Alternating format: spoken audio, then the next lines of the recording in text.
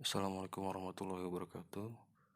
Kali ini saya akan membahas tentang tugas dari mata kuliah Program Teknologi Informasi tentang komputer. Oke, yang pertama saya akan menjelaskan tentang definisi komputer itu sendiri. Komputer merupakan salah satu teknologi yang memiliki perkembangan yang cukup drastis. Komputer awal yang muncul hanya berupa teknologi standalone, sampai komputer yang sekarang mampu berinteraksi satu sama lain sehingga mampu untuk memanipulasi data. Selain dari definisinya tadi, saya juga akan menjelaskan tentang apa itu komputer menurut beberapa ahli. Lalu jenis-jenis komputer, sistem dari komputer itu, lalu konfigurasi hardware dan softwarenya. Oke, pertama-tama kita akan lebih dahulu membahas tentang apa itu komputer menurut beberapa ahli. Di sini saya sudah merangkum beberapa menurut para ahli pengertian dari komputer itu sendiri.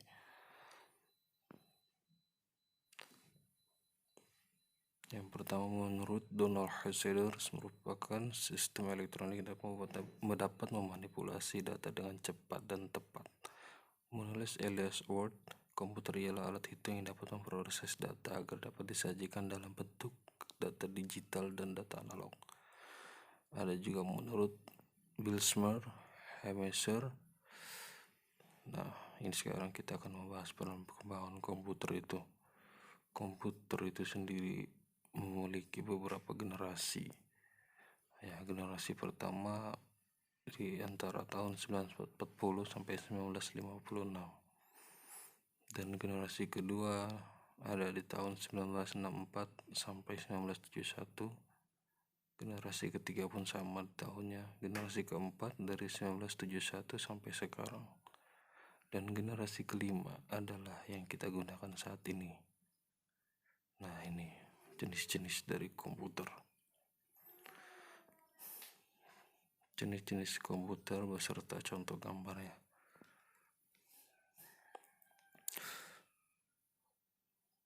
Pertama, personal komputer. Personal komputer adalah komputer pribadi yang digunakan untuk menyelesaikan tugas perorangan.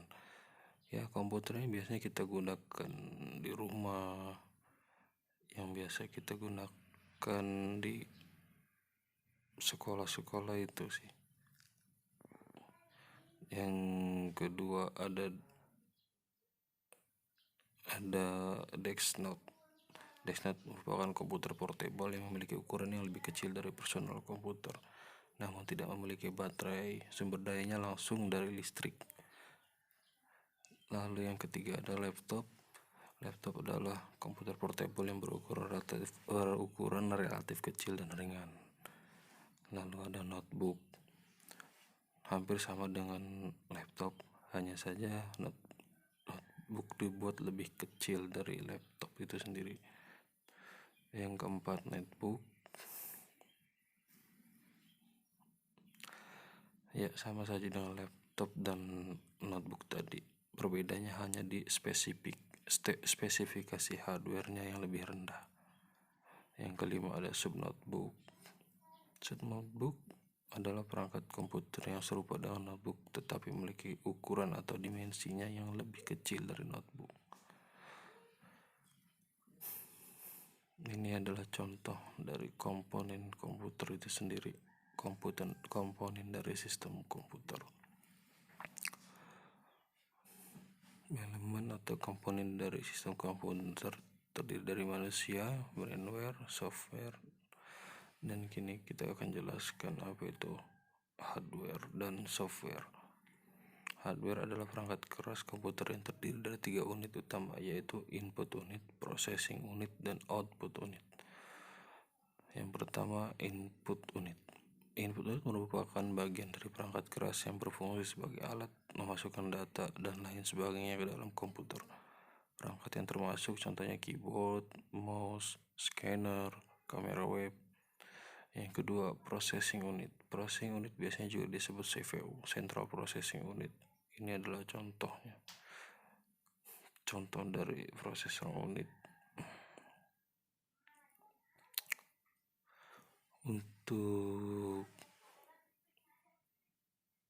ini masih contohnya juga dari RAM dia masuk ke perangkat keras yang input unitnya.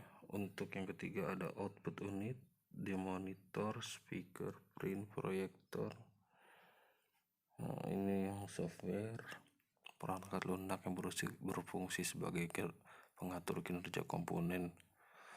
Perangkat lunak dibagi menjadi dua, yaitu operating system dan yang kedua application system. Sistem operasi atau operating system merupakan perangkat lunak yang berfungsi untuk mengkonfigurasi komputer agar dapat menerima perintah dasar yang dapat diberikan masukan atau input. Ini adalah contoh dari sistem operating system. Ada Unix, Windows, Linux, Novel. Ini saya sudah merangkum dari contoh-contoh dari software tadi.